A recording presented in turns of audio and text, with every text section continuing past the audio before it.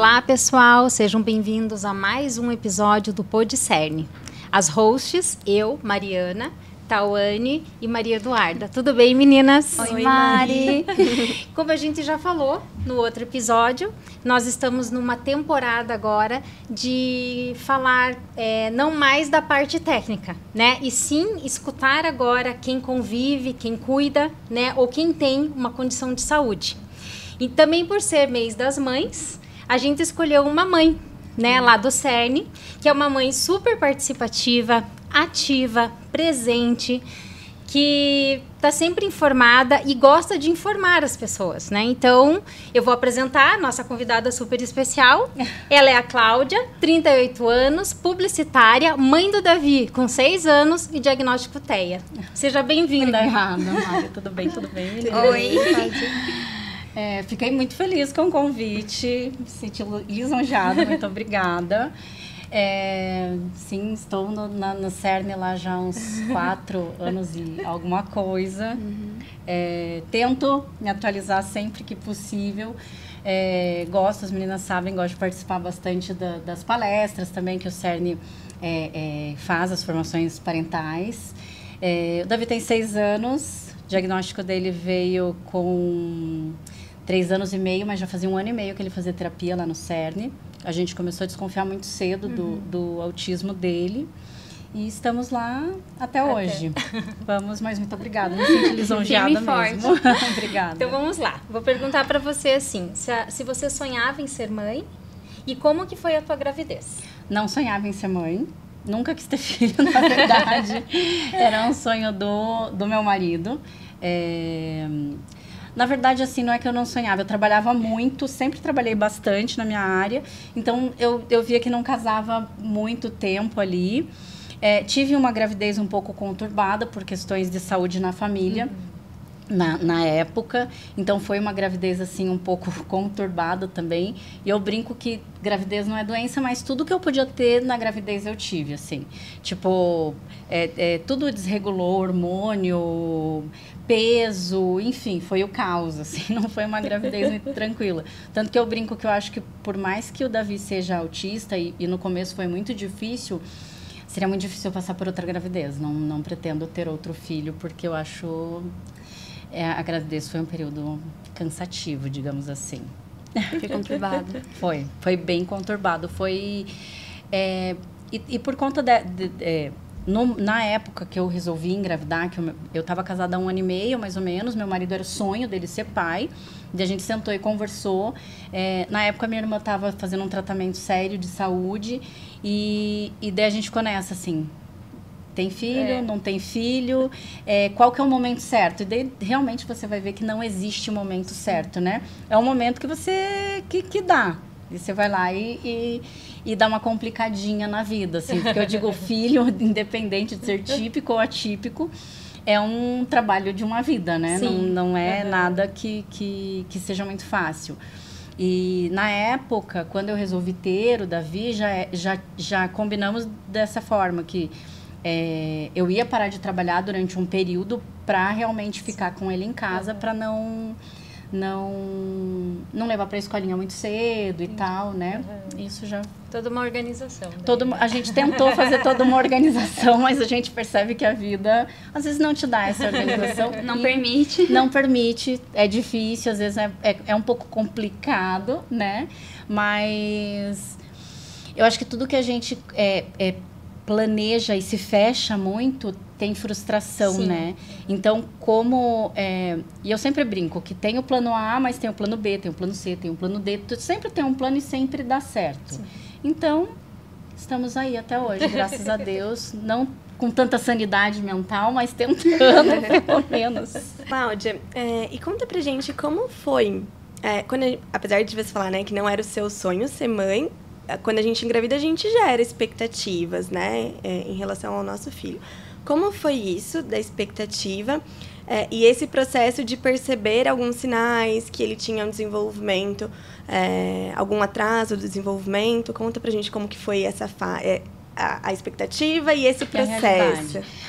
Eu digo assim, que quando você engravida, você idealiza tanto porque você diz assim, quando meu filho crescer, eu quero que ele seja médico, eu quero que ele seja engenheiro da NASA, eu quero que ele construa, sei lá, um avião. Você sempre, né, vai nessas idealizações, assim, muito grandes.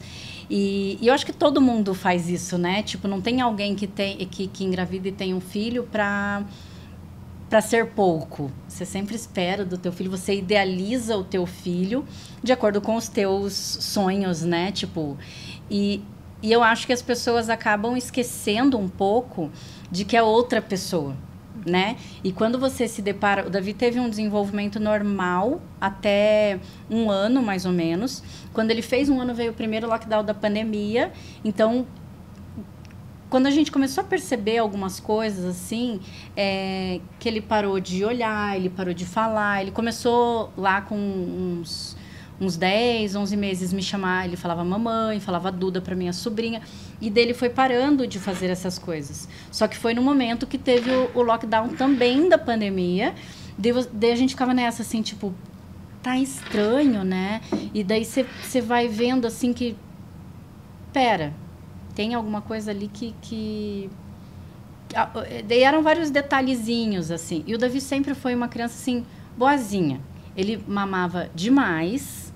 A cada 10, 20 minutos ele mamava à noite também. Então, foram, assim, tempos bem intensos quando ele nasceu. Porque, praticamente, a minha privação de sono foi completamente absurda. E daí você começa a falar, gente, tipo, que criança que né? Daí vai passando o tempo... Daí a minha irmã até falou, ela falou, você já conhece de autismo? Você já ouviu falar de autismo? Daí você para assim e fala, não, o que é, né? Vou procurar. E quando você começa a ver que muita coisa ali se encaixa,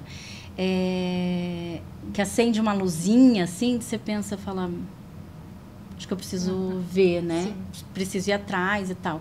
Só que bem nessa época não tinha neurologista disponível, estava tudo fechado. A gente demorou meses para conseguir o neurologista.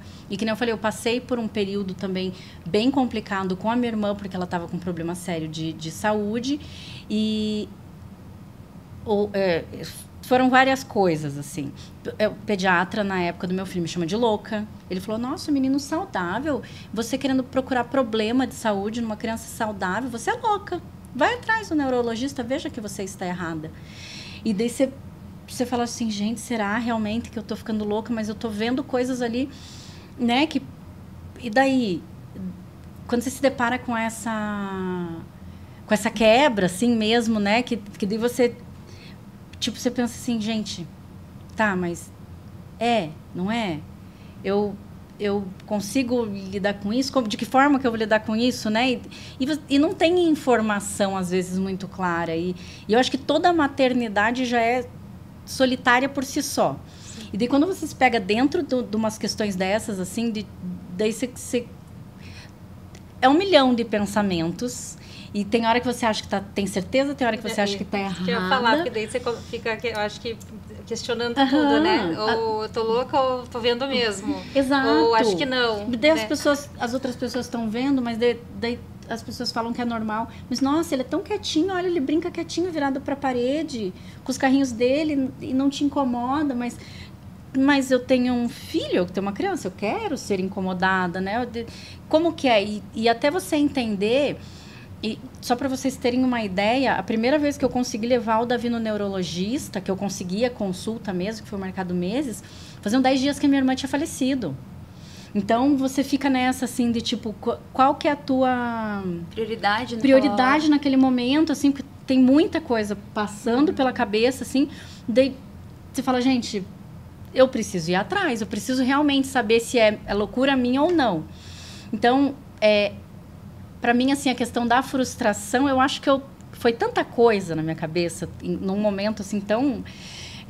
Tava todo mundo trancado em casa, já fazia quase 1 ano, né, de pandemia, que eu acho que foi um momento que todo mundo surtou. A minha irmã faleceu fazendo o tratamento, ela tinha câncer, ela faleceu no processo, e daí veio ainda mais a questão da neurologista, ela falou, talvez seja. Sabe que eu acho que é tanta coisa Foi tanta coisa junto que eu tentei não me frustrar mais. Eu tentei fazer o que era certo para ele. Tipo, porque se você for parar para sentir tudo, você desiste. Tipo, chega um momento que você fala assim, eu não quero mais brincar. Aguento mais. Não aguento mais. Eu quero... vai, né? Daí você fala assim, gente, né, a partir desse momento aqui, eu vou. E eu contava muito com a ajuda da minha irmã, né, lógico. E daí quando ela faleceu, que eu me vi um pouquinho mais sozinha, eu falei, eu vou me dedicar para ele. Eu preciso fazer com que, né, porque eu também posso morrer. Então, eu preciso fazer com que ele desenvolva. E eu acho que eu nunca parei para prestar atenção muito nos meus sentimentos por conta disso. Assim, tipo, tem que fazer. Tem que fazer, você faz. Fazer o quê? Inclusive, aproveitando esse gancho, você falou que passou pelo pediatra, né? Que você falou que te chamou de louca, né? Daí o neurologista. Mas como que foi todo esse processo do diagnóstico do Davi, né? Porque ele fez terapia antes de receber o diagnóstico, né? E depois como que foi, né? Durante esse período, esse ano de tratamento em investigação e quando, digamos assim, veio o laudo mesmo. Ele começou a fazer terapia com 2 anos, exatamente 2 anos. Com 1 ano e 9 meses ele passou pela neuro, ela falou, olha, tem possibilidade, mas diante da pandemia, da privação social que todo mundo estava vendo, que as crianças estavam vivendo, ela falou, provavelmente mas não sei. Comece a terapia. Fiquei na fila, né, um tempinho ali, até me organizar e conseguir com que o Davi começasse a terapia. Ele começou a terapia, se eu não me engano, um dia depois que ele fez 2 aninhos. E a gente foi até maio do outro ano, 1 ano e 2, 3 meses aí, esperando o que todos os terapeutas ali falavam.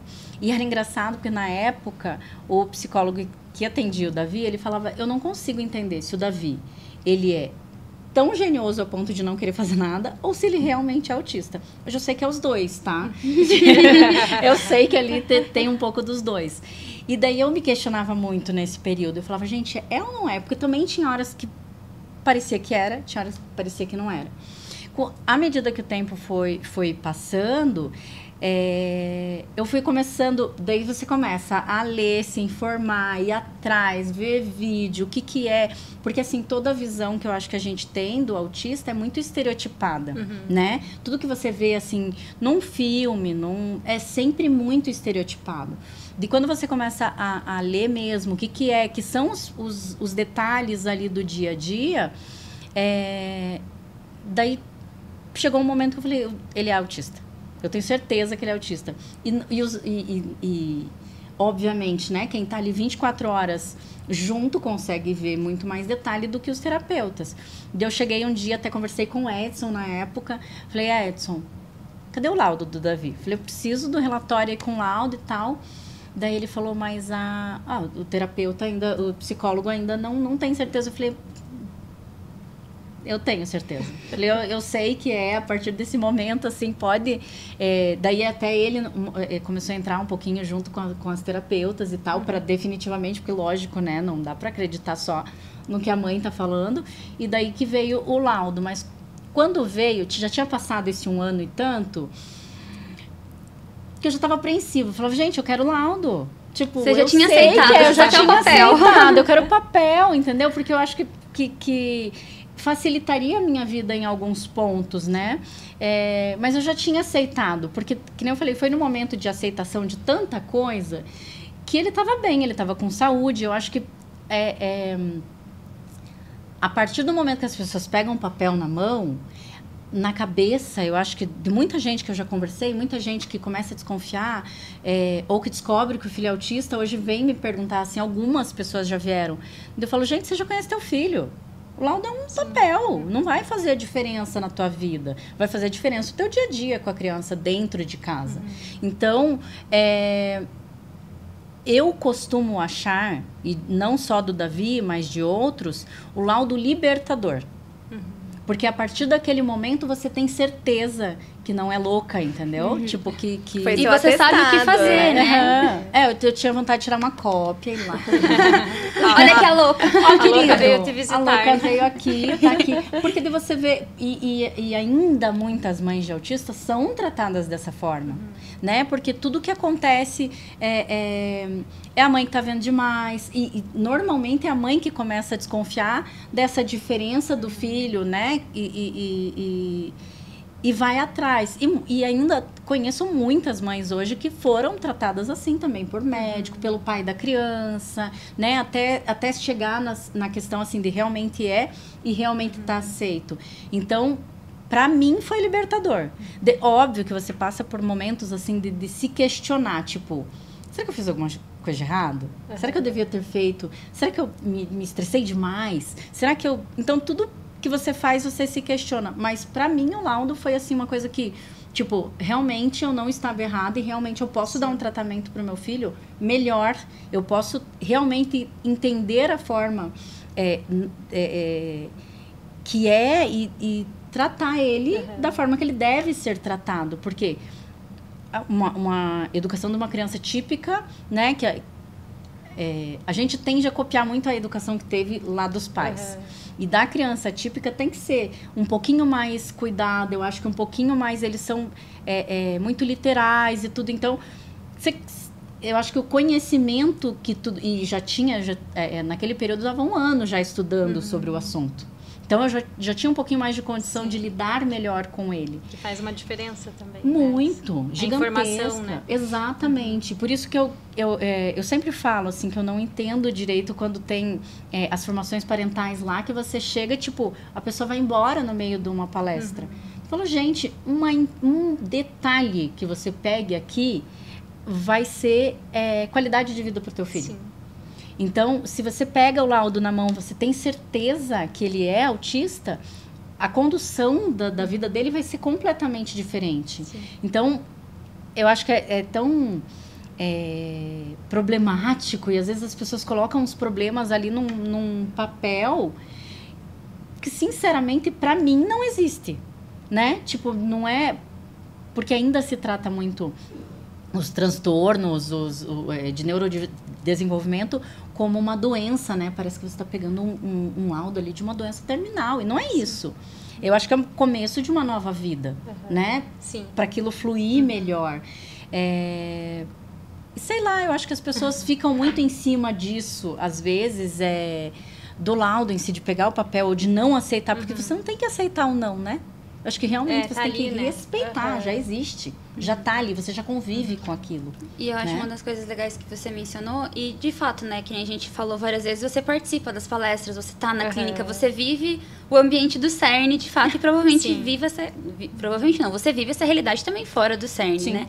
E uma das coisas que eu acho legal das suas participações, aproveitando para te elogiar também em relação a isso, Obrigada. nas palestras, é que muitas das coisas que às vezes as palestras abordam não se aplicam no Davi agora, porque o Davi ainda é uma criança pequena.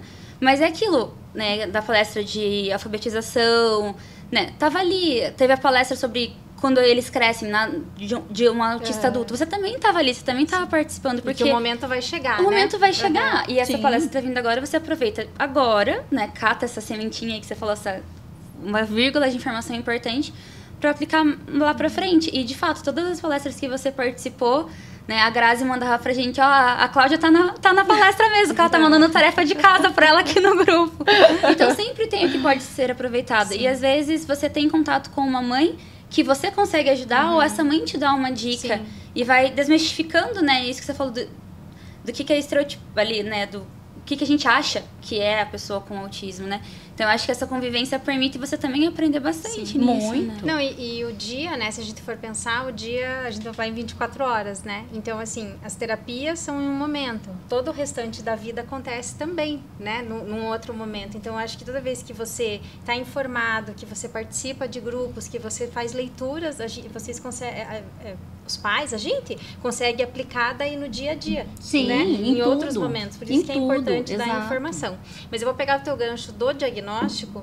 Depois que você que veio o laudo, você modificou, como que, daí qual, o teu pensamento mudou, você já comentou que o teu olhar em relação à parte de alfabetização, enfim, você já ampliou de outra forma, mas aí quais foram os passos que você, naquele momento, assim, tomou, sabe, assim? Ai, gente, faz tanto tempo, quero te lembrar que a minha memória é péssima. Eu acho que primeiro eu consegui acalmar um pouco meu coração com relação a, tipo, não estou louca, consigo pensar nele realmente como uma criança atípica e que precisa de desenvolvimento. Eu acho que a primeira coisa que eu fiz, assim, foi começar a procurar mães de autistas, com autistas, né, mais adultos, adolescentes, para eu ver o que o futuro podia me proporcionar. Eu acho que a gente também precisa de previsibilidade, né, de muita previsibilidade.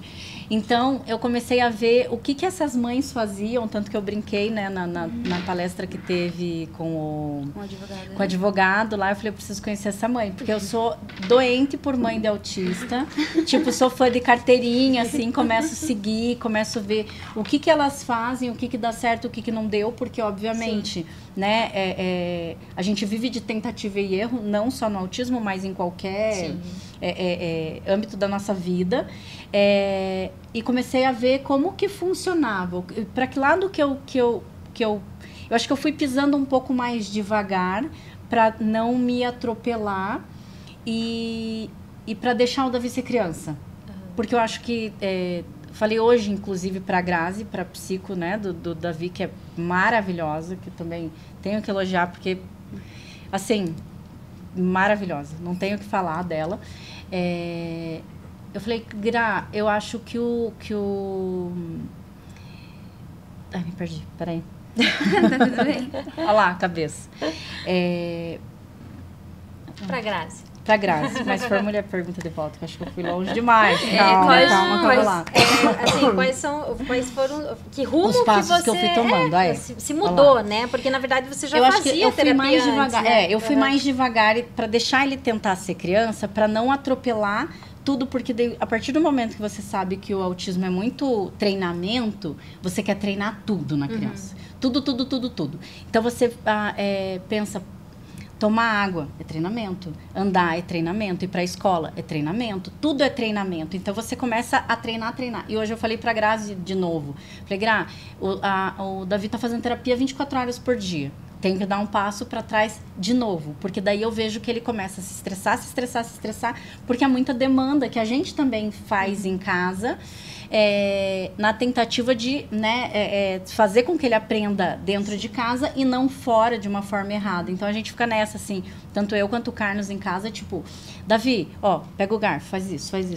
Então, tudo é demanda para ele. Daí, você tira o pezinho do freio um pouquinho e fala, calma, não vou fazer tudo de uma vez. Eu preciso focar nos pontos que são mais importantes para seguir. Daí, neste momento, foi o que eu fiz, assim, foi sentar com todos os terapeutas da época e falar assim, ó, a gente precisa definir prioridade. O que a gente vai começar a fazer, o que eu posso começar a fazer em casa para que realmente esse negócio funcione. Porque agora, realmente então tem que funcionar. E eu brinco que o Davi é o job da minha vida, assim, né? Porque em agência de publicidade tudo a gente trata como job. Agora não dá mais para usar muito esse termo, né? Mas tudo bem. Eu falo, ele é o trabalho da minha vida. E se eu sempre fui muito dedicada ao meu trabalho, onde eu só ganhava dinheiro, eu tenho que ser mais dedicada ainda, onde o meu filho depende disso para viver. Sim. Então, eu tentei não me atropelar. Eu tentei fazer realmente um passo de cada vez para que ele conseguisse assimilar e não fazer tudo de uma vez e para ele ficar cada vez mais perdido, sabe? Eu acho que eu vejo algumas mães que fazem isso, assim, tipo, mas eu quero que o meu filho fale, olhe nos olhos, ande, vá no banheiro, desfraude e durma bem a noite inteira. Não vai funcionar. Porque não dá, eles não estão programados. Eu acho que o autista vem totalmente desprogramado e você consegue programar aos poucos. Por isso que eu fui atrás das mães primeiro. O que essa mãe fez para que esse filho desse certo? Qual que é o passo a passo que você segue, né? Tipo, acalma o coraçãozinho, vai devagar, e à medida que o negócio foi engrenando, que eu fui aumentando, assim, demanda, de chegar e conversar com o terapeuta, entender, né?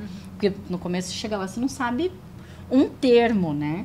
E depois até meu marido brinca quando a gente vai na neurologista, que eu converso com ela Tete a tete. normal, pra mim é normal, né? É mãe profissional, no caso, né? Porque daí eu converso, daí ele fala, nossa, tal momento você estava falando de tal coisa, eu meio que me perdi ali, porque é muito termo, e realmente é. Então, acho que a primeira coisa foi assim, tipo, tá, eu sou uma só, me livrei muito da culpa, porque eu acho que nasce uma mãe, nasce uma culpada, né, de tudo.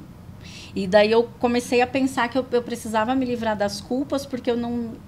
Se eu fosse gastar tempo, demandar energia com culpa, é menos tempo que eu tenho para pensar nas coisas do Davi.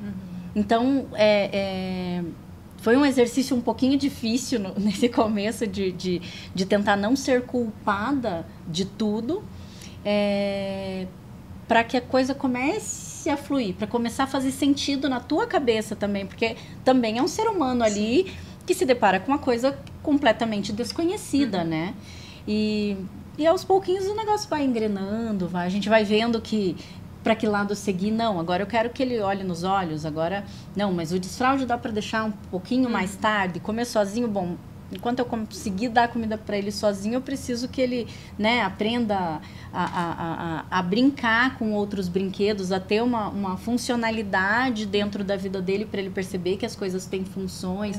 Então, você vai caminhando ali para não enlouquecer, né? Não que isso não aconteça. Não sem enlouquecer, não enlouquecer o Davi. E a criança, porque eu vejo isso assim, porque a gente começa a deixar a criança desnorteada. Tipo, o que tá com... Acho que a criança tá lá, né? Brincando lá com a rodinha do carrinho e tal, dali a pouco, tipo... E daí? Criança, gente, calma. Eu só quero brincar com a minha rodinha. Ele não quer participar do mundo. Ele tá ótimo no mundinho dele. E aquele mundo funciona pra ele. A gente que quer trazer ele pro nosso, né? Porque sabe que ele vai crescer, que ele vai... Então, tipo, eu acho que eu tentei... Teve tanta coisa naquele momento que eu tentei me ajustar. E eu acho que, sabe aquela história de quando cai a máscara do avião, você tem que colocar o oxigênio primeiro em você? Eu acho que é o que eu tentei fazer, assim, tipo, vou colocar o oxigênio, vou respirar, para daí sair fazendo alguma coisa. Até para não atropelar, né? Porque, assim, para dar certo, a gente tem que ter prioridades e seguir o plano, né? Porque eu vejo que eu sou mãe, né? A Tal também é mãe.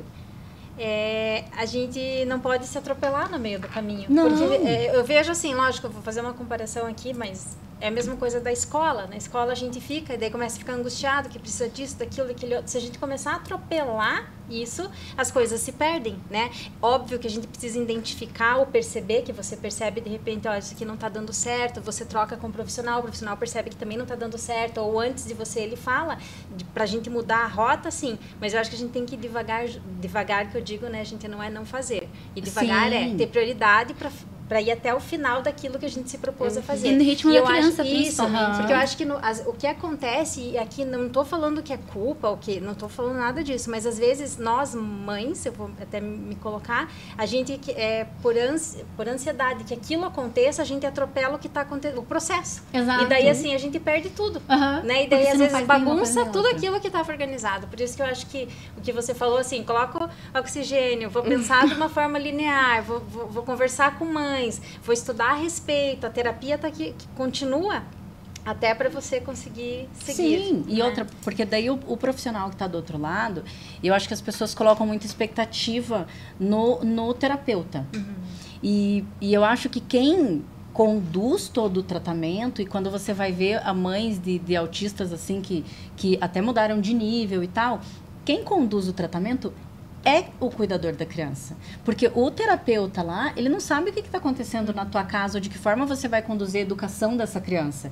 Mas você precisa saber o que você quer, quais são as prioridades. Sabe aquela plaquinha quando você vai no hospital? O vermelho, o amarelo, o verde. É mais ou menos aquilo ali. Você pensa, o que eu quero para a criança? Não, eu preciso que ele faça isso, isso e isso eu dou conta de fazer ainda com ele pequeno. Quando ele crescer, eu vou... Então, se você, eu acho que tiver essa parceria com o terapeuta, e o terapeuta também entenda de forma linear, você não vai ter problema, né? Óbvio que cada criança tem um ritmo, você já tem que respeitar esse ritmo, mas você tem que se respeitar também dentro do processo, porque enquanto você não entender isso, você realmente não aceitar, e eu entendo muita gente que o meu momento foi diferente, quando a pessoa tá lá, que recebe um diagnóstico, que vem às vezes na primeira consulta, o que na minha opinião, é um pouco exagerado, né? Tipo, porque em meia hora de consulta ali com o neurologista, ele laudar um autismo, eu acho que a menos que seja assim, um nível 3, mas conheço criança nível 1, que na primeira consulta saiu com laudo. Daí você fica meio que pensando assim, daí pensa a mãe, chegou ali com a criança, não, acho que meu filho precisa de um fono, sai com um laudo de autismo, você falou, nossa, realmente deve ser muito mais chocante. Mas eu acho que daí falta esse respeito, não só com a criança, mas com quem recebeu aquilo, assim, e de ser eu com você mesmo, sabe? Tipo, eu vou me respeitar, eu vou respeitar a criança, agora vou pensar, né? Porque você sair só fazendo o que te dizem, não dá. E não botar tanta expectativa no terapeuta, porque apesar da criança ali ser autista, ela continua sendo criança. E muita gente coloca o diagnóstico antes da pessoa. E ali é uma pessoa que vai crescer, que você tem que educar, que precisa de educação, que não é terapeuta que dá educação, não é professor que dá, né? Os pais atípicos ali às vezes colocam uma expectativa lá no educador da criança. Não é. A educação vai vir de casa. De que forma que eu vou conseguir educar essa criança que é um pouquinho mais complicado, talvez um pouco diferente daquilo que eu recebi lá atrás, né? Do que eu tinha como um certo dentro da educação. Então, acho que é essa questão, assim, de você pensar e falar, não, eu vou devagar. Eu vou devagar, que é para não errar muito. E se eu errar a rota indo devagar, é muito mais fácil de você voltar atrás e arrumar, né? E é engraçado isso que vocês estavam falando sobre as mães. É muito assim, ó, a Marialice esteve atrás da fala. Então, um ano ela não falava nem uma palavrinha. E aí, nesse contexto, a gente já fica assim, a fala tá atrasada. E aí, o que a gente vai fazer? E aí, quando ela começou a falar, eu ficava assim, filha, repete as palavras que você sabe falar. Daí ela falava, mamãe, papai, água, não sei o quê. Daí eu mostrava os vídeos super orgulhosos. Olha, Duda, ela falando. E ela falando lá, as 10 palavrinhas que ela falava. Daí ela falou assim, você sabe, né, que tá demais, que é melhor, né, dar uma segurada, que assim, não é. E às vezes a gente, na ansiedade de aprender e de evoluir, a gente fica assim, né? Fica bem louca, né? Porque daí você coloca muita carga na criança, muita carga. E, gente, eles só querem brincar. Eles só querem ser criança, sim. Né? Eles só querem se divertir. E daí você coloca... É tanta carga em cima que começa a ficar chato. Foi isso que ela sabe, você sabe, né? Que ela vai parar de falar. Se você ficar pedindo pra ela falar 1000 vezes, ela vai parar de falar. Tá, vamos brincar um pouco com ela. Brinca um pouquinho, vai parear uns negocinhos lá. É tudo assim. É tudo assim, brincadeira, vamos parear, vamos. Cláudia, e como que você conseguiu organizar? Como é a rotina de vocês, né? O dia a dia, com terapia, ele frequenta a escola, né? Como que você conseguiu organizar todas essas atividades dentro da rotina? Sendo chata. Eu brinco que eu sou uma mãe muito chata, muito chata. Eu sou muito exigente com as coisas, porque assim, ó, por exemplo, quando o Davi começou a fazer terapia, né, que ele não fazia, que ele não estava no projeto ainda, eu falava, gente, eu preciso da agenda dele mais ou menos organizada nas questões de horário, justamente para ele ter uma rotina e entender a rotina dele. Né? Porque ele era uma criança que não dormia à noite, ele era uma criança que não comia, então, daí você começa a ver, né? O autista precisa de rotina, o autista precisa de rotina. Então, eu vou fazer uma rotina. Então, a gente sempre fez as terapias de manhã, porque eu queria que quando ele fosse para a escola, isso com 2 anos, quando ele fosse para a escola fosse à tarde. Como ele não dormia muito bem à noite, o melhor horário que ele dormia ali era entre 6 e 9 horas da manhã. Então, eu precisava que as terapias fossem depois desse horário. E daí já fui me organizando assim, horário de almoço, como que eu vou deixar quando ele for para a escola, né, esse horário e tal. Daí organizei a agenda primeiro lá no CERN, que na época era terça, quarta e quinta. Quando veio o projeto, mais fácil ainda, porque eu, assim... Quando, na primeira palestra que teve lá no CERN, que falaram que ia ter o projeto, foi o Edson, na época, que falou sobre isso. Já levantei a mãozinha, do jeito que eu faço. Falei, Edson, fez a palestra, a gente pode conversar? Anota meu nome aí. E tal, não, mas ele já me conhecia, porque eu sempre fui assim, não entendi o que o terapeuta queria dizer. Vou lá e vou perguntar. Eu não entendi tal coisa. Eu não entendi o porquê que o terapeuta está fazendo isso, se não é nossa prioridade. Vou lá perguntar. Eu brinco que mãe de autista tem que ser chata. Muito chata. Porque o Davi, até ano passado, não falava quase nada, né? Então, eu tinha que, de alguma forma, ser os olhos, ser a voz dele. Então, eu tentava organizar assim... de manhã a gente vai para a escola, de tarde ele dormia quando era pequenininho, né? Que é aquela 1 horinha que dorme. Vou tentar deixar ele acordado o máximo de tempo possível, porque eu tinha que começar a organizar a rotina da noite e alimentação, que era, assim, a prioridade 0, né? Que nem eu falei, ele dormia 20 minutos, acordava. Dormia 20 minutos, acordava. E eu, o Davi mamou até os 3 anos.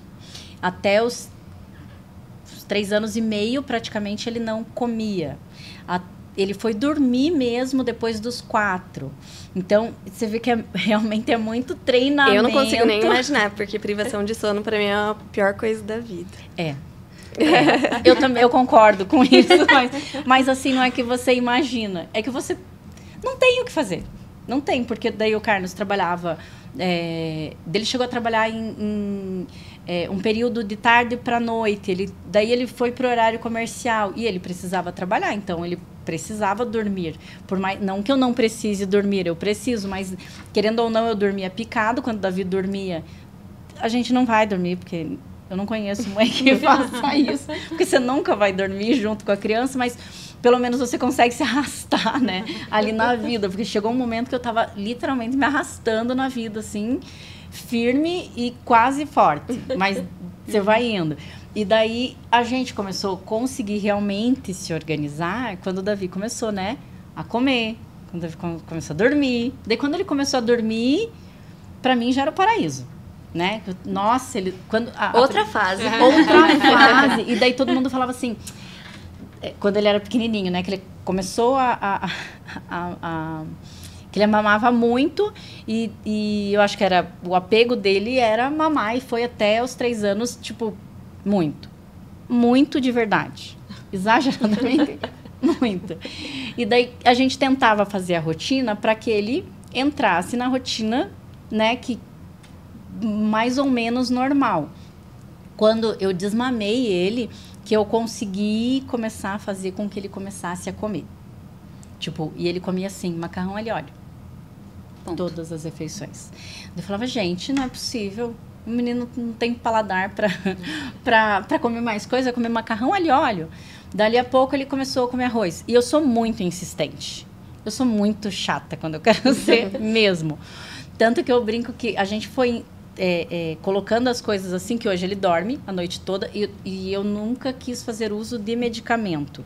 Porque eu nunca achei que era necessidade de medicamento. Era dele aprender a comer, era dele aprender a dormir. Porque ele precisava aprender a dormir. Eu lembro quando o Davi começou a aprender a dormir, por exemplo, que daí a gente começou a fazer rotina de sono, comecei a ler sobre rotina de sono, como que faz, como que não faz. Ainda vou nas palestras de rotina de sono para ver o que eu posso melhorar, porque eu não quero voltar para essa fase, que foi realmente muito difícil. Quando ele começou a aprender a dormir, antes de dormir, ele deitava na cama e começava a rir. Tipo, porque eu acho que ele achava legal, assim, sabe? Tipo aquela fasezinha que você tá com sono, assim, que você deita na cama, você tá assim de sono. Ele ria, porque ele achava legal. Daí você vê assim, você fala, gente, olha o tanto de treinamento que precisa. A comida, a mesma coisa. Treinamento. Eu acho que o Davi come bem. há menos de 2 anos, assim. E mesma coisa, treinamento. Filho, experimenta. E daí todo mundo falava assim, nossa, será que ele está entendendo tudo que você está falando? Então eu falava, filho, experimenta. Se você não experimentar, você não vai entender se você gosta ou não. Filho, come. Filho, come. Filho, se você não gostar, você pode cuspir. E fui indo, até ele resolver começar a experimentar. Hoje ele experimenta tudo que você oferece, a menos que tenha uma cara muito estranha assim para ele já dá uma olhadinha assim, dá uma mordidinha, às vezes engole, às vezes não, mas tudo ele experimenta. Hoje em dia ele tem uma alimentação assim que as meninas lá do CERN, as outras mães, né, que almoçam com a gente de vez em quando, falam assim, nossa, o Davi não tem seletividade alimentar, ele tem exigências, né, porque ele come coisas que não são normalmente que criança come. O paladar dele é totalmente diferente. Então, se eu não fosse muito insistente, com essa rotina muito chata com tudo, ele provavelmente não comeria bem até hoje, né? Só que até você descobrir que uma criança de 5 anos de idade gosta de comer carne de onça e sashimi, entendeu? Tipo, é muito difícil. Daí você vai indo. Daí chega um momento da questão de experimentar, que hoje em dia ele olha pra mim e faz assim... Tipo, a ponta do meu prato lá, alguma coisa. Tipo assim, quiabo. Ele quis experimentar quiabo. Eu achei que, obviamente, que ele não ia gostar, né? E daí é engraçado, porque quando ele insiste muito, filho, esse aqui é de adulto, não é pra comer. Ele quer comer, então como? Eu coloquei na boca dele. Tipo, engoliu assim, porque eu insisti. Vou comer, porque eu sou teimoso. E é nisso que eu falo. O Davi é extremamente genioso. Tipo, tem horas que você vê, assim, que é muito gênio, assim. Mas que ele entendeu, que ele aprendeu que ele pode experimentar. Como qualquer pessoa.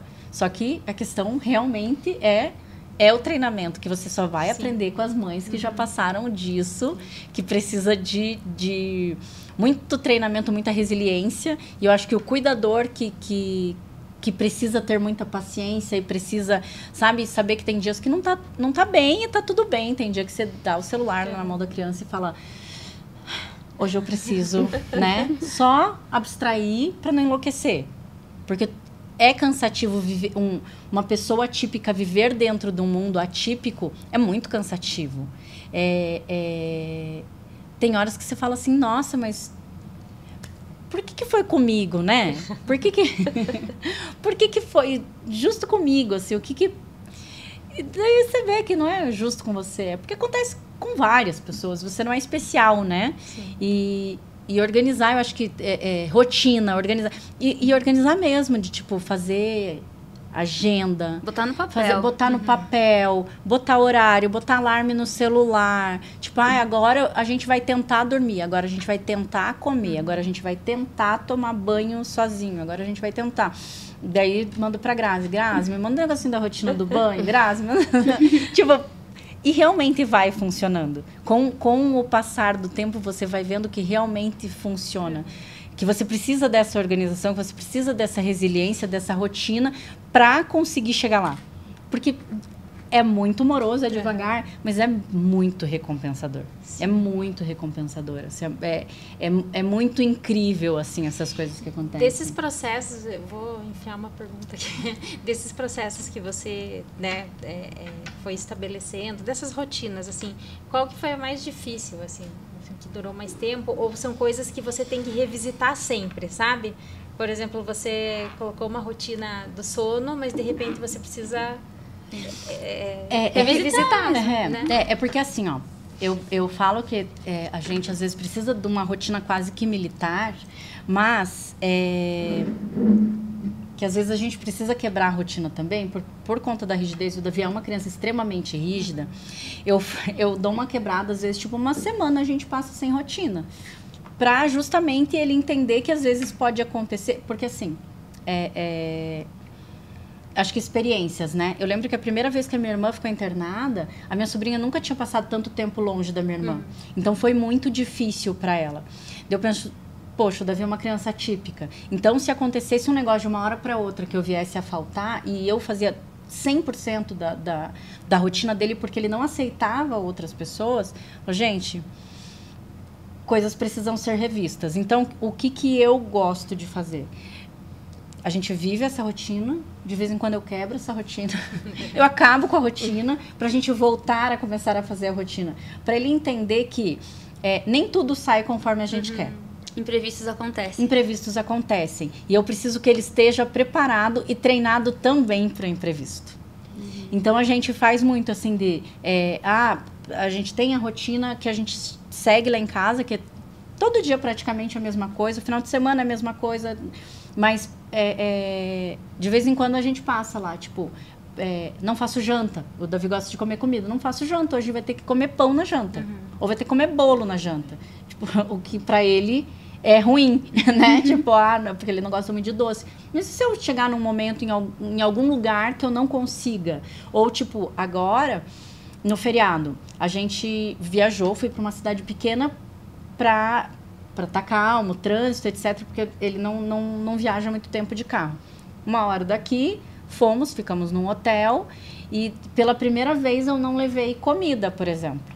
Não levei, vai ter que ser o que tem lá, entendeu? Tipo, dentro do previsto foi tudo ok. Lógico que no segundo dia ele já estava desregulado, que já dava para perceber que ele já não estava, que estava oscilando o humor e tal. Então, de você ver que precisa dessa rotina, mas que também precisa quebrar a rotina para poder voltar na rotina e que é tudo um looping, assim, que você precisa fazer com que a criança entenda que é mais fácil na rotina, mas que vai acontecer imprevistos e que dentro desses imprevistos a vida continua. Como que você vai fazer isso, né? Então, sempre não vai e volta. Sempre não vai e volta. Na comida, no sono. Anteontem, acho que foi anteontem, o Davi acordou, era 3h20 da manhã, foi dormir, era 6 horas praticamente. Que era coisas que não acontecia há muito tempo. Mas espera, tá muito agitado. Daí sei que agora o Davi tá num processo de começar a falar. E agora eu fico também nessa. Filho, fala tia Duda. Tia Duda. Filho, fala tia Duda. Daí eu faço pra todo mundo, assim, principalmente na clínica, que as outras mães sabem do processo que a gente passa, né? Olá, filho, fala tia Mi. Tia Mi. Fala tia Lu. Tia Lu. Daí ele sai, daí a pouco ele olha pra mim com aquela cara assim. Tipo, Chega. Então ele tá nesse processo de falar, então provavelmente ele tá mais agitado, a cabeça tá funcionando de uma outra forma, ele tá fazendo um monte de coisas que ele não fazia. Sei que ele tem aquele linear, né, de 5 para 6 anos que a criança dá uma amadurecida também. Intensificamos muito algumas coisas na terapia. Então, você vê que tudo é uma linha tênue. Tipo, tudo você tá naquela linha assim de eu posso fazer com que mude tudo, mas ele tem que entender que pode mudar, mas que não deve mudar. E daí você vive numa balança, assim, pesando o que vai funcionar ou não. Não funcionou? Volta a fazer a que fazia. Essa funcionou melhor? Vamos fazer. Dá para agregar aquilo nesse? Vamos fazer. Estratégias. Exatamente. Até para aumentar o repertório dele, treinar a tolerância, né? A gente incentiva muito a rotina e sim, precisa de rotina, que nem você falou. Mas é isso. Às vezes o seu carro não ligou porque tá cedo de manhã e você tem que aprender a pedir um Uber para ir ou chamar um conserto, estourou o pneu do carro, né? Imprevistos acontecem o tempo todo e a gente tem que aprender a lidar com eles. Então é muito legal que até a sua quebra de rotina, ela é programada. Né? Eu faço isso muito. E daí as pessoas olham tipo assim, você tipo, não entendem direito isso. Eu falo, gente, mas eu quero que o Davi na vida adulta saiba que imprevistos acontecem. Não adianta eu fazer uma rotina dele sempre perfeita, da melhor forma, e tipo, vou me quebrar para fazer com que a rotina dele seja intocável, mas ele vai crescer, ele vai ser adolescente, ele vai ser um adulto, e autista. As pessoas nem sempre vão fazer o que ele quer, né? Exatamente, não preciso trabalhar com frustração, eu preciso que ele aprenda a se organizar num ambiente desorganizado também, porque não é o ambiente dele, mas e daí, como que a gente vai trabalhar com relação a isso dentro de casa, né? Tipo, a terapeuta não pode ir naquele dia, ou a gente vai ter que faltar porque você vai dando um jeito, né? E a criança vai entendendo ao longo do tempo que realmente imprevistos acontecem e que não dá para se frustrar por isso. E ele tem 6 anos e ele já tá quase entendendo. A gente se frustra, mas assim, não vai acabar o mundo porque isso aconteceu, exatamente. Né? Então, e é bem legal, assim, quando você vê que a criança tá entendendo isso também. Não, depois eu vou voltar para minha casa, vai estar tudo lá, minha rotina vai estar lá, minha caminha vai estar lá, mas que hoje pode ser legal aqui, né? Tipo, que eu tô fazendo esse dia fora da rotina, ou tipo, que hoje eu não vou ter aquilo que via de regra eu faço, mas que amanhã vai ter, que amanhã pode, né? Que amanhã vai ser um dia novo e tal. E é bem interessante quando você vê essas coisas que, falando de volta, né? Eles só precisam ser treinados. É isso que eles têm que ser muito treinados. E isso me leva a outro ponto que eu gostaria de te perguntar, Cláudia, que assim, você tem o Davi, você, né, tem o seu marido, que tem TDAH, né, que a gente conversou, e muitas demandas, né? Você, né, é mãe, querendo ou não, você fica em casa, então provavelmente você também é dona de casa. Você tinha, né, a sua versão publicitária, mas tem também a sua versão esposa. Como você gerencia tudo isso? Como que é isso de ceder aqui para agradar... Qual é o nome do seu marido mesmo? Carlos. O Carlos, aqui pro Davi. Vou ter um tempo com a minha mãe, né? Você como filha. Como que você faz essa gestão de muitos papéis, muitas frentes? Olha, eu vou te falar que a minha principal frente é a de mãe. Sempre vai ser, porque meu filho precisa disso. Sim. E a minha prioridade é ele é uma criança pequena e precisa disso. Os outros papéis na minha vida hoje são praticamente todos secundários, tá? É uma dedicação que enquanto o Davi for pequeno ali e exigir muita atenção, vai ser dessa forma. De resto remédio, psiquiatra e terapia. É a melhor. E assim, ó, meu psiquiatra é pai atípico, a minha terapeuta é mãe atípica.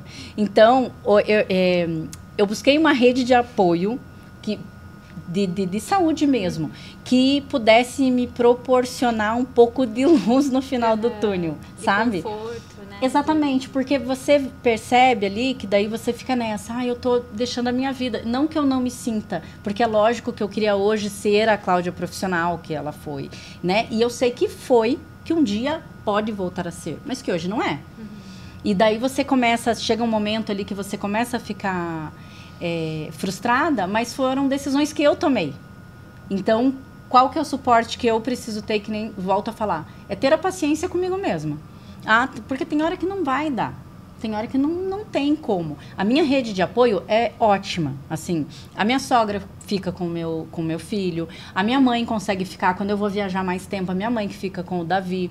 A minha mãe hoje em dia mora numa chácara e nessa chácara tá toda desenhadinha pro conforto dele. Ele ama ficar lá, ele adora ficar lá, porque lá ele tem espaço e lá eu acho que é o único lugar que ele realmente não tem rotina de terapia. Então ele adora ficar lá. Então eu tenho essa rede de apoio que me ajuda com relação a ele, mas hoje eu tenho a minha, fui buscar a minha também. Justamente para entender isso. Qual que é o valor da minha decisão perante isso e como que eu vou gerenciar o restante. O restante é como dá. Deu hoje para fazer tal coisa? Deu. Não vou me frustrar porque eu não consegui fazer aquilo. Hoje, por exemplo, né, eu estava tentando me organizar para vir aqui, deu tudo errado. Mas deu tudo errado. Mas no fim deu certo. No fim dá certo, porque era o que eu estava falando antes para vocês. Tem o plano A? Tem, mas tem que ter o plano B, o plano C, o plano D. Eu não posso me frustrar se o plano A não deu certo. Eu vou ter que vir, ao invés de tomar um banho em casa e me arrumar, vou ter que vir me trocar no banheiro aqui? Vou, mas deu certo. Sim. Não é que deu errado, foi diferente do que eu imaginei. Então, e para tudo, assim, dentro da maternidade típica, é isso que eu tento levar para mim, assim. Não é que deu errado. Não tá dando errado. Foi diferente do que eu imaginei. Mas não quer dizer que isso significa errado, né? Não e nem que significa ruim. Sim. Significa que é diferente. E a gente fala tanto, né, de aceitar as diferenças dentro do autismo, que eu acho que a gente esquece de aceitar as nossas próprias diferenças e no que aquilo a vida foi me encaminhando para ser diferente, sabe? Então eu tento, que nem eu te falei, me respeitar. Isso não pode ser um peso, né? Não, também, porque né? a partir da hora... As coisas que acontecem, né? Imprevisto acontece. Agora, se tudo a gente for transformar num peso, quer dizer, você não sai do chão. Não, dali a pouco você tá carregando o mundo nas costas, se vitimizando, porque o meu filho é autista e eu, nossa, tive que largar minha carreira, tive que não sei o quê. E daí você começa a virar uma pessoa super chata, que ninguém quer conviver com você, porque tudo é drama, tudo é triste, tudo é... E não é, gente, é diferente, é só diferente. E a partir do momento que você entende que é diferente, que você precisa trabalhar com papéis diferentes também, a vida vai fluindo. E você vai conseguindo, né? Eu, no caso, consigo hoje fazer uma viagem, não levar o Davi. Porque, nossa, a primeira vez que eu tive que viajar e deixar ele, eu falei, gente, de Deus, a criança não vai sobreviver sem mim. E vai sobreviver sem você, né? Por mais que eu tô ali mais tempo com ele, as outras pessoas também têm condição de cuidar dele. Ou seja, se eu deixar esse papel de mãe de lado, eu consigo, às vezes, né? Ser dona de casa, às vezes eu consigo ser esposa, às vezes eu consigo. Mas não é sempre. Porque foi uma decisão minha de estar com ele mais tempo e de tentar evoluir ele o máximo que eu consiga evoluir, chegar, usar toda a capacidade dele, sabe?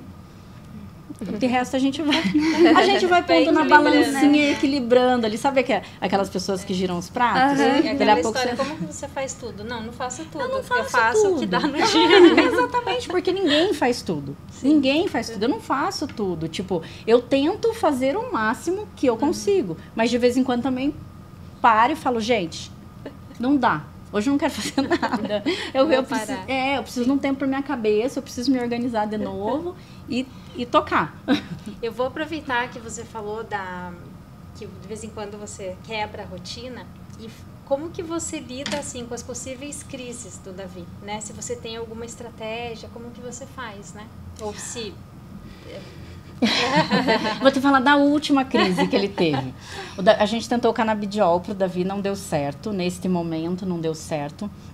E ele teve algumas infecções na nádega. Foi bem complicado, porque daí dói pra sentar, pra tudo, e nananã. E daí teve um dia que ele tava super bravo, fui almoçar ali no mercado, na frente da clínica, super bravo, ele teve uma crise, assim, de tipo... Fazia tempo que ele não tinha, principalmente em público, porque o Davi, ele já entendeu que as crises dele é tipo dentro de casa, assim. Em público, raramente ele tem alguma crise. E ele teve a crise, assim, de se jogar no chão, de gritar e tal. E quando em casa a gente consegue ter um pouquinho mais de privacidade, você, né, faz o que... As pessoas não ficam paradas olhando. E daí eu fiz o que eu faço em casa. Deitei no chão, coloquei ele deitado em cima de mim, fiquei deitada lá no chão, no restaurante. E as pessoas passando, olhando ali, tipo, o que tá acontecendo, né? Porque era a forma mais rápida dele se regular. Sim. Porque se eu for prestar atenção, se alguém está olhando, entendeu? Eu deixo o meu filho sofrendo. Porque a crise para eles é mais tempo. E para eles é um sofrimento, né? Então, eu fiz o que eu poderia fazer. Deitei no chão, coloquei ele deitado em cima de mim, que ele fica normalmente aqui no meu peito, abraço forte, que é a forma que ele se regula mais fácil, e se acalmou, fomos almoçar, e daí até eu tava com uma amiga, e teve uma senhora que estava sentada numa outra mesa, falou pra minha amiga assim, no meu tempo isso aí se curava com uma boa surra. Daí a minha amiga olhou pra ela e falou assim... por isso que os tempos mudaram, né? E ele é autista. Então, tipo, daí a pessoa já fica meio assim. Hoje, sinceramente, não ligo mais para os olhares das outras pessoas, assim, de tipo... Nossa, olha a criança fazendo escândalo. Porque assim, não me importa, não me interessa a opinião dos outros, interessa o meu filho estar bem, dentro do possível. É óbvio que, né, se fosse uma malcriação, tá gritando, berrando porque é uma birra por causa de um brinquedo, alguma coisa assim, eu ia corrigir. Mas sendo uma crise, e a gente, depois de um tempo, você começa... Que eles são super espertinhos, né? O Davi simula crise. Ele, ator, assim... Não é nem pra Globo, eu brinco, o Davi é pra Hollywood, assim, porque ele simula que cai de escada, ele simula crise. Então, com o tempo, você vai percebendo ali o que a criança faz, o que a criança não faz, e quando é de verdade, você vai lá e acolhe. Sim. É o que você pode fazer. Acolher, respeitar, esperar o tempo dele, organizou, vida que segue. Porque a criança não quer estar em crise também. Lógico que não, tá sofrendo ali, tá gritando, tá tudo ruim. Chegou um ponto que tá tudo ruim. E daí, ai, nossa, mas a minha mãe não faz isso em casa, não vai fazer isso aqui, porque tem gente olhando. E, que nem eu falei, graças a Deus eu não me importo muito com a opinião alheia. Então é muito mais fácil. Que nem eu falei, quando eu decidi lá no começo me livrar da culpa, eu acho que ainda devo muito ao médico que me chamou de louca, né? Porque a partir do momento que a pessoa fala assim, você tá louca, daí você fala assim... Tô mesmo. Eu vou ficar. Se é esse o meu tatu aqui louca, e sigo assim, de vez em quando eu brinco assim, que tipo, se alguém olhar e for falar alguma coisa, nunca ninguém falou nada pra mim, mas se alguém falar, eu vou latir. Pronto, sou louca. Porque daí a pessoa vai sair correndo, né, porque é tão imprevisível. Gente, tá resolvido, entendeu? Tipo, você faz o que dá, né, e dentro das possibilidades, não vou ficar explicando. Sim. Pra quem não merece, nem merece explicação, sim, né? Que não tá entendendo, não sabe o que é, não entende o contexto, não sabe tem o que vontade tá acontecendo, é melhor... E a maior parte das pessoas não tem vontade. Porque foram criadas de uma forma típica, né? De onde era criança fica quieta e quem manda é o adulto. E qualquer coisa, tipo, é a criança que se vire. E, né? Defasado. No mínimo defasado. Você tem muitas amigas lá na clínica, né? Vocês têm o grupinho de vocês, né? Obviamente, vocês provavelmente pensam parecido, né? Porque estão ali juntas. Mas o que conselho, que dica, o que você falaria para mães que chegaram nesse mundo agora? Assim, às vezes sem diagnóstico, às vezes com diagnóstico. Chega assim, a Cláudia, você que mandou mensagem para aquela mãe no passado, o que você responderia para essa mãe agora? Para algumas, eu já falei a mesma coisa. Você já conhece o teu filho. Um papel, um laudo, não vai mudar o seu filho. Você já conhece o teu filho. Você ama ele normalmente do jeito que ele é. O laudo é um norteador. Norteador para você correr atrás, para você conseguir fazer com que ele evolua sempre. A mãe, principalmente, o cuidador, né, principal, precisa se respeitar além de tudo e respeitar muito a criança, as dificuldades que ela vai ter, aonde que ela pode avançar, o que que ela pode fazer. Mas a mãe já conhece o filho. Se ele for autista, se ele não for autista, já tá ali, já tá feito e você já ama aquele serzinho que tá ali. Então, não tem mágica. A partir daquilo ali é esforço, é estudar, é aprender, é persistir, é ser resiliente, muito resiliente. Um dia após o outro, um dia não deu certo, no outro dia vai dar certo. E ser muito paciente. E eu acho que a parte mais difícil é a paciência. E assim, né? A mãe também que vá para terapia. Porque, gente, arruma um bom psicólogo. Vai fazer lá uma boa terapia, porque a gente se entender também dentro desse processo é muito importante, muito importante. Eu já tinha feito terapia antes, fiz durante um período logo ali no começo, fazia terapia, parei e voltei a fazer faz alguns meses aí, que achei essa psicóloga minha, que também é mãe atípica, justamente para ser uma pessoa que não me julgue. Porque eu acho que, mesmo ali entre as mães atípicas, há muito julgamento do que é certo, do que é errado. E não tem, né? Não tem certo, não tem errado, não tem... Até porque os filhos de vocês são muito diferentes, Exatamente. Né? A questão é ter um olhar ali para a criança enquanto criança. Da criança que vai precisar da educação dos pais, de educação de limite, não só pela frustração, é lógico que é mais difícil você dar limite para uma criança, né, que tem algum transtorno ali, nossa, como é difícil às vezes você ensinar, porque é muito treinamento, mas eles aprendem, a partir do momento que eles aprendem aquilo ali, eles vão levar para a vida. Então, com o passar do tempo, vai ficar mais fácil. Sempre vai ficar, aliás... É um videogame, né?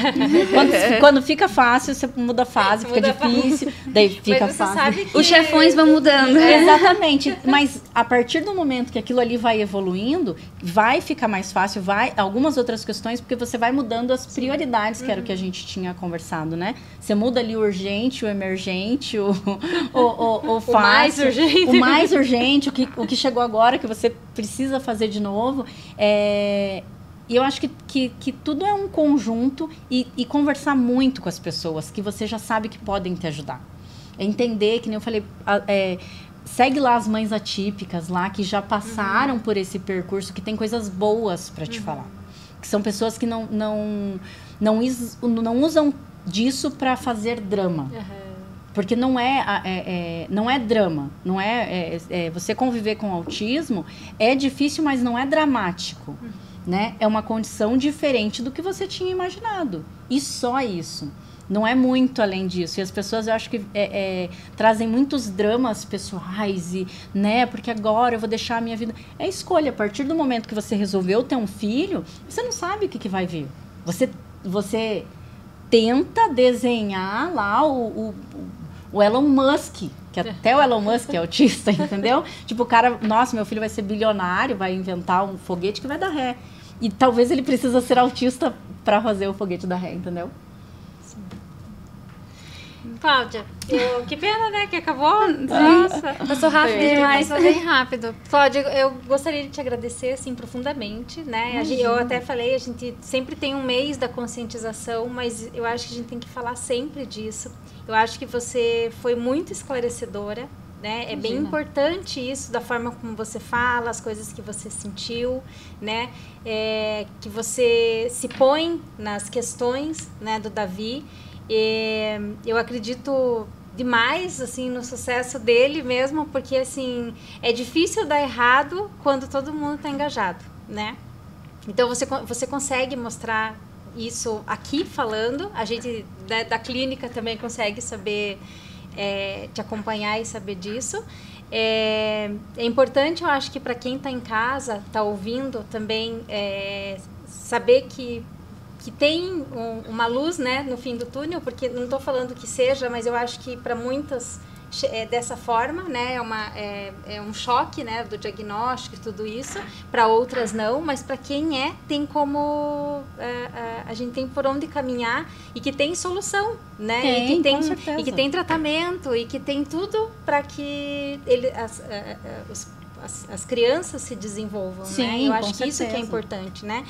Então, eu agradeço mesmo, demais, a tua disponibilidade. Imagina. Às vezes os meninos querem falar alguma coisa. Eu tenho um recado, mas não é pra Cláudia. Daí a Cláudia tem que deixar o Instagram dela, né? Que eu acho bem importante que todos sigam. Você quer falar primeiro, então? Gente, eu não sei o meu Instagram. Peraí, vamos descobrir. Enquanto a Cláudia procura o Instagram dela, eu quero pedir pra todo mundo que tá ouvindo a gente seguir a gente no Spotify, seguir a gente no YouTube, ver os nossos outros episódios e seguir a gente no Instagram, que é @cern.oficial. E o seu? O meu é Clau Couto Marques. O Marques é com K, M-A-R-K-S, é diferente. Então as mães podem te mandar mensagem que nem você fez com as outras. A gente vai te marcar nos vídeos também. Marque, por gentileza. Então é isso. Tchau. Tchau, obrigada. Obrigada. Tchau, tchau.